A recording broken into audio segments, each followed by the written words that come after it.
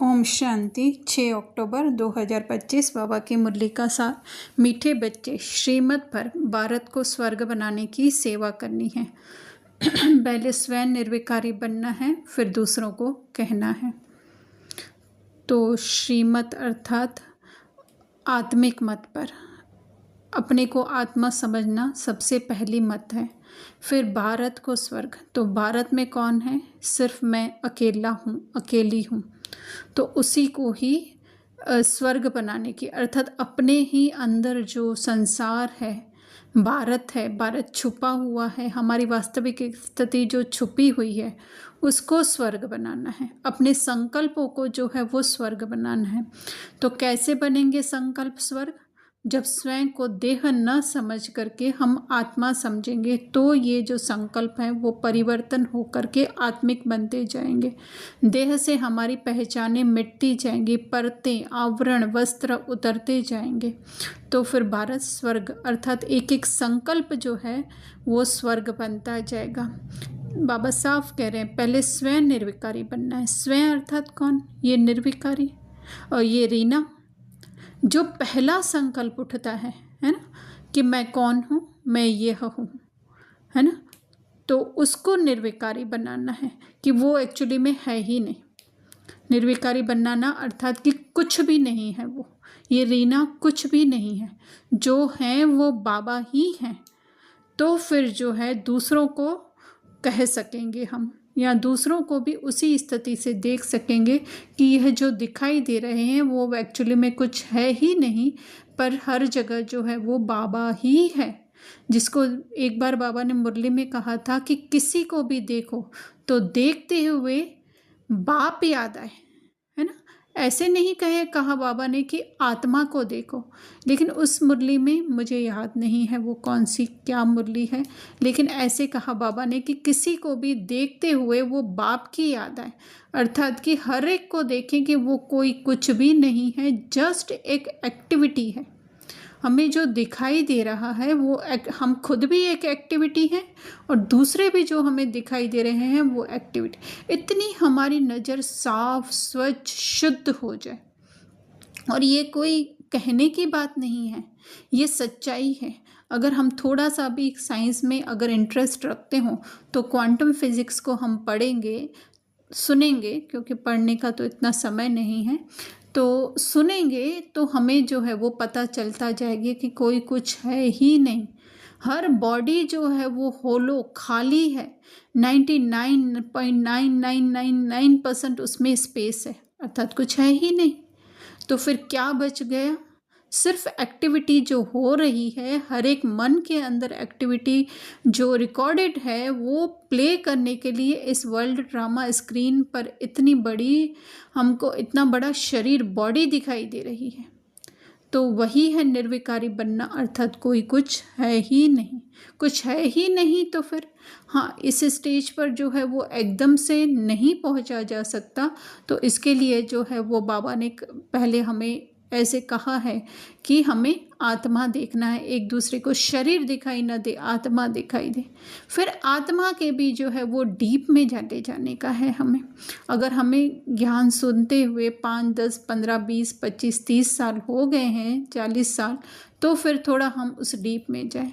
इस ज्ञान को देख करके हमें अपने बचपन का अनुभव याद आता है। जब हम बचपन में वीडियो गेम खेलते थे तो एक बड़ा मोटा सा मूंछ वाला भाई जो है एक टनल के अंदर, गुफा के अंदर जाता था। फिर वो क्या करता था, हर एक को एक सर मार करके देखता था, तो उसमें से उसको पॉइंट्स मिलती थी। फिर कहीं से कुछ ऐसा छोटा सा रास्ता होता था तो वो उसमें अंदर चला जाता था, तो अंदर बहुत सारा ट्रेजर मिल जाता था, खजाना मिल जाता था उसको। तो इसी तरह से हमें भी क्या करना है, वो आज पॉइंट जो है वो ज्ञान के हिसाब से हमें बहुत जचती है कि उस छोटे से पॉइंट के अंदर चले जाओ। बाहर से अगर हम स्वयं को देह मान करके उसको सोचेंगे, अरे ये तो छोटा सा एक बिंदु है या एक छोटा सा होल है, पर उस बिंदु के अंदर ज्ञान के हिसाब से हम जाएंगे तो बहुत बड़ा खजाना है शक्तियों का, गुणों का। तो ये बातें भी हम किसी किसी को तो ऊपर से जाएंगी पर वो उसको टच होंगी। होगा सब कुछ ड्रामा अनुसार, किसी को भी इसमें दिल शिकस्त नहीं होने का है कि हमें क्यों नहीं समझ में आ रही है, क्योंकि जैसे जैसे जिसकी स्थिति बनती जाएगी उस अनुसार उतनी जो जिसको बाबा कहते हैं महीन पुरुषार्थ, तो जिसकी जितनी महीन स्थिति बनती जाएगी उनको ये बातें जो है वो समझ में आती जाएंगी। और उसके लिए बहुत ही ज़्यादा ज़रूरी है जो कल के बाबा ने वरदान में भी कहा, और वरदान नहीं, मुरली के अंदर ही, अव्यक्त मुरली के अंदर बाबा ने कहा कि 5-5 मिनट जो है बार बार ना वो अपने आप को जो है वो आत्मा निरसंकल्प आत्मा समझ करके, ये रूहानी एक्सरसाइज जिसको बाबा ने कहा कि वो करने की, बार बार उस खालीपन में चले जाओ जहाँ कुछ भी नहीं है, न देह है न देह के संकल्प हैं। हाँ होंगे संकल्प, लेकिन उससे डिटैच होते जाओ, उतारते जाओ उतारते जाओ, ये मैं नहीं हूँ, ये मैं नहीं हूँ। जब शांति की स्थिति में होंगे तो हमें ये बातें टच होगी, वरना ऐसा है कि बहुत ज़्यादा परिस्थिति ऐसी है, उस समय संकल्पों का बाढ़ आ रहा है, तूफान आ रहा है, उस समय सोचे कि नहीं मैं ये रीना नहीं हूँ, नहीं मैं ये माँ नहीं हूँ, नहीं मैं ये पत्नी नहीं हूँ, तो शायद उस समय समझ में नहीं आ सकती। इसके लिए बाबा कहते हैं बहुत काल का अभ्यास, तो ये हम करते जाएं तो हम इन बातों को समझ सकेंगे कि मैं हूँ, मुझे ही निर्विकारी, अर्थात मैं वो पहला संकल्प हूँ, जो पहला संकल्प है वो मैं हूँ ही नहीं, इस संकल्प से भी परे हूँ, तो फिर दूसरों को भी उसमें देख सकेंगे। प्रश्न बाबा बहुत अच्छा पूछ रहे हैं, अपने अंदर की चेकिंग का ही बाबा कह रहे हैं कि तुम महावीर बच्चों को किस बात की परवाह नहीं करनी है, सिर्फ कौन सी चेकिंग करते स्वयं को संभालना है। तो महावीर अर्थात क्या, महावीर जब युद्ध में जाते हैं तो उनको वो ऐसे समझ करके जाते हैं कि वो देह से पूरा डिटैच, कि कुछ भी हो जाए हमें युद्ध में जो है वो दुश्मनों को परास्त करना है, या हमारे ऊपर भी कोई वार हो जाए तो कोई परवाह नहीं, लेकिन हमें अपने राज्य के लिए लड़ना है ना। इस तरह से वैसे जाते तो वो घोड़े सवार और प्यादे भी हैं, लेकिन महावीर जो है एक पूरे प्लान के साथ जाते हैं, उनकी बुद्धि का स्तर ऊंचा होता है। तो जिनकी बुद्धि का स्तर ऊंचा है अर्थात कि ऊंचा, अर्थात कि होगा सब कुछ ड्रामानुसार, इस तरह से नहीं कि मैं ये श्रेष्ठ आत्मा, हाँ वो स्टार्टिंग लेवल पे वो सही है, लेकिन फिर आगे जा कर के कि ये देह ही मैं नहीं हूँ, इस देह से ही ऊंचा जो है वो महावीर है ना, जिसके लिए बाबा कहते हैं ऊंची स्थिति। तो वो तो उनको किस बात की परवाह नहीं करनी है। तो स्थूल रीति से तो हम समझेंगे कि हमारा पति हमारे इसमें पवित्रता में विघ्न डालता है, या हमारे परिवार वाले हमारे संबंधी जो है वो पवित्र बने, पर हमारे अंदर के ही संकल्प, ये उस समय की बात है जब नया नया ज्ञान आया था 1936 में, और पवित्रता की बात नई थी। पर आज के समय में तो चाहे ब्रह्मा कुमारी बनते हैं या नहीं भी बनते हैं, तो काफ़ी ऐसे लोग हैं जो सेलिब्रेसी को अपनाते हैं। तो इस समय जो विघ्न आते हैं, या इस समय जो है वो माताएं भी थोड़ी ऐसे कहें खड़ी हो गई हैं, शक्तिशाली हो गई हैं, जो कि है ना वो पवित्रता के लिए स्टैंड ले सकती हैं, है ना। तो अभी इस समय जो पवित्रता में विघ्न आते हैं वो सूक्ष्म हो गए हैं। कैसे? तो जैसे कि सिर्फ पवित्रता ब्रह्मचर्य नहीं, लेकिन बहुत सारे ऐसे संकल्प हमारे अंदर आते हैं जो हमें देहबान में खींच करके लेकर जाते हैं, उन सब से परे होना है। तो वही है संपूर्ण पवित्र बनना। हाँ, ब्रह्मचर्य सबसे पहला कदम है, वो एक बहुत हम कहें फाउंडेशन है, मूल है, स्तंभ है, लेकिन उसके बाद भी बहुत सारी हमारी देह की पहचानें हैं, उसको मिटाना, उसके लिए बहुत सारे विघ्न आते। अरे मैं नहीं करूँगी तो कौन करेगा, अरे मुझे ही करना है, ये सब क्या है, कहीं ना कहीं हमें देहभान में खींच करके लेके जा रहे हैं। तो इनकी परवाह नहीं करनी है, नहीं सब कुछ ड्रामा में फिक्स है, होता रहेगा, मुझे तो अपनी आत्मिक स्थिति में रहना है। ऐसे नहीं कि फिर काम काज छोड़ करके बैठ जाना है, वो करते हुए भी जो है अपने को सत्य स्वरूप में रखना है। हमें हठी योगी सन्यासी बाबा नहीं बनाते हैं।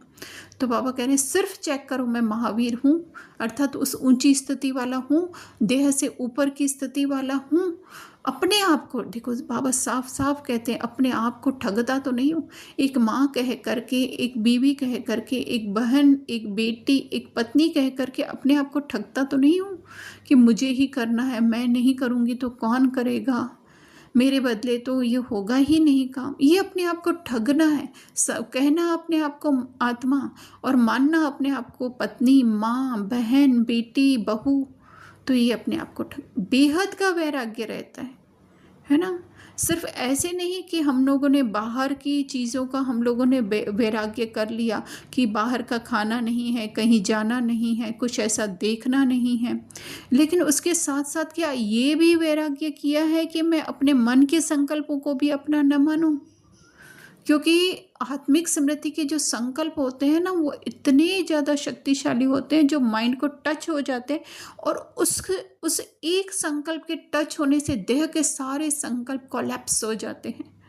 उसके बाद कोई देह का संकल्प जो करना है उसके लिए एक ही आत्मा का संकल्प चलता है, और वो बहुत शक्तिशाली होता है। उसके बाद देह के संकल्प नहीं आते, करूँ नहीं करूँ। तो ऐसे ही अपने मन के संकल्पों से भी वैराग्य। आप समान बनाता हूँ, आप समान अर्थात क्या, रीना के समान बनाना, आप समान बनाना अर्थात उस मूल स्थिति में जो हम हैं उसके समान बनाना, मतलब उसको उस दृष्टि से ही देखना कि वो है, वो भी वही है जो मैं हूँ, संपन्न संपूर्ण। मेरे में क्रोध तो नहीं, अर्थात अगर क्रोध का सीन आ रहा है तो क्या उस सीन में डूब करके तो मैं नहीं कर रहा हूँ, है ना। जैसे किसी को समझ लो कि किसी अमजद खान को जो है वो किसी को मारने का रोल मिला, है ना, वो उसको जो है वो चाकू से मारना है उसको, तो वो ऐसे तो नहीं समझ के कर रहा है कि नहीं ये मुझे करना है। वो जस्ट ऐसे कह रहा है कि अमजद खान को गब्बर के रोल में जो है किसी को गोली चलानी है, वो उसमें हाँ डूबना ज़रूरी है, लेकिन ये तो नहीं कि ये मेरा दुश्मन है मुझे करना है। तो इसी तरह से हम क्रोध करते हैं, बच्चे के ऊपर आज क्रोध कर रहे हैं, तो ऐसे तो नहीं माँ बन करके हम क्रोध कर रहे हैं। हाँ, माँ बन करके क्रोध तो करेंगे हम, लेकिन वो मैं आत्मा उसमें पूरी, वो जैसे वो बाबा कई बार कहते हैं ना कि वो भूत प्रवेश हो जाता है, तो ऐसे आत्मा के अंदर वो रोल का भूत प्रवेश होकर के और क्रोध के पूरा उसमें फिर उसको आत्मा को और रीना को अलग ही करना इम्पॉसिबल हो, ऐसे तो नहीं। एक माँ क्रोध कर रही है पर वो जो है वो आत्मा साक्षी होकर के देख रही है, ऐसे डिटैच होकर के हम खुद को देखते हैं। तो बाबा कह रहे हैं जो दूसरों को कहता हूँ वो खुद भी करता हूँ। तो इस तरह से जो हम ज्ञान सुना रहे हैं वो सुना ही इसलिए रहे हैं कि आपको हम कहें तो हमारे अंदर भी वो बात टच हो जाए कि मैं ये शरीर नहीं, मैं आत्मा हूँ।